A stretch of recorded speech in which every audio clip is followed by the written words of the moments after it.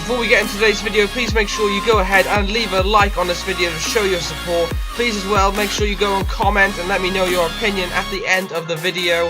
And also, please go ahead and subscribe if you haven't already to be up to date with all our videos as well. And please click ahead the notification button so you're notified whenever we upload. And lastly, please go ahead and follow us on Instagram. Hello and welcome back to another video on the Rugby channel. Okay, so today we're going to be debating something quite interesting actually. Today we're going to be debating whether the Rugby World Cup should be expanded for the 2023 one, which is held in France. There's quite a few points about this I want to make.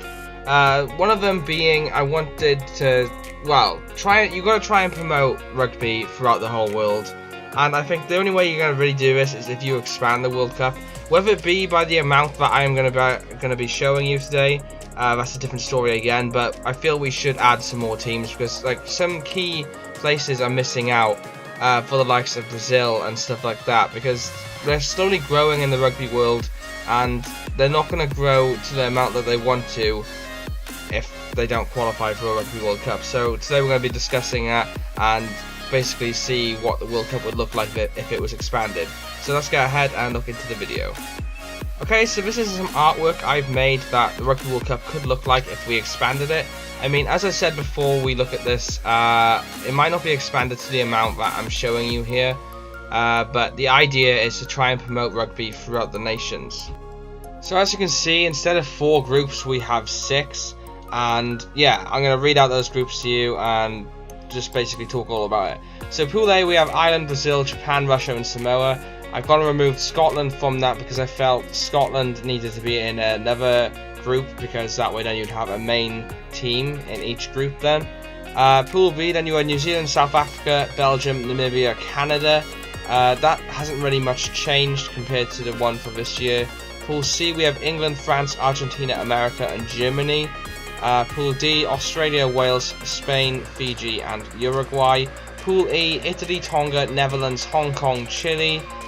Those are the 3 new teams I've added so far, well, into this group anyway. And then Pool F, we have Scotland, Georgia, Portugal, Korea and Kenya. By having more groups, you're going to have a lot more rugby to watch, and there won't be a lot more rugby played, so the players won't really suffer. You get to promote the game more as well in other countries. I know World Rugby have come up with a thing lately where they want to try and improve autumn internationals and make them mean more. Personally, I'm not really a fan of that because that means there's too much rugby being played, but by doing this, everybody's going to be still playing the same amount of games and you'll have new teams in it as well, so it's promoting the game more. I feel like this would be a better way of doing it, open up the qualifiers even and make it bigger, so basically more teams can qualify. So instead of having, 5, 10, 15, 20 teams, you'll have 30 teams playing in the Rugby World Cup. So personally I think it's a good thing. I know there's a lot of teams playing then for the World Cup, and does that make it more or less competitive? Well, I'm going to explain that now coming up. As I said, not necessarily all these teams would be in it, maybe just add another group, but I definitely feel the World Cup should be expanded a little bit more to try and get more countries into it. So I think this is how it would work if we were to do it this way. So here, let's just say we keep the groups the same. This is how the groups finish. Brazil doing quite well actually. Pool A, beating Japan, Russia, Samoa. It wouldn't happen, but just saying. Okay, so let's say that is the final group then of the group stages. Okay, so then that way then it would move into something that would look like this, I think. So we'd still have the normal finals like we usually do. So we'd have top 2 go into, the top 8, well, the quarterfinals and stuff like that. Okay, so you have Ireland, Brazil, New Zealand, blah blah blah, you can see that there. Then I feel that 3rd place then should really offer more, because it's unfair on the other teams in the group because they have nothing to compete for then. You know, sometimes the group stages have already decided in the last game of the pool stages. So I think they should try and stick to the sort of thing they do in 7s. So that way then the 3rd place teams will play off against each other in the Silver Cup playoffs. Again, this doesn't make more rugby for more players because it's literally just sticking to the same sort of thing. So like say if Japan did finish 2nd, they would be doing the same sort of system anyway if they were in the top 2.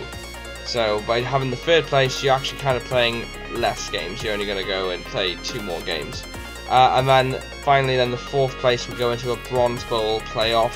and that's just to promote the game even more, because then you have the smaller nations and being able to compete against each other, and it's just to promote rugby throughout the world then, and that way nations are actually competing for something in the Rugby World Cup.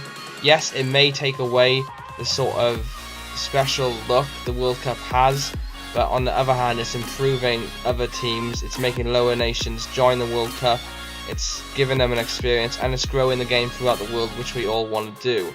So, I don't know, I mean, maybe if you were to change it and you didn't agree with this, then I would say maybe scrap the bronze thing and just keep the silver one instead.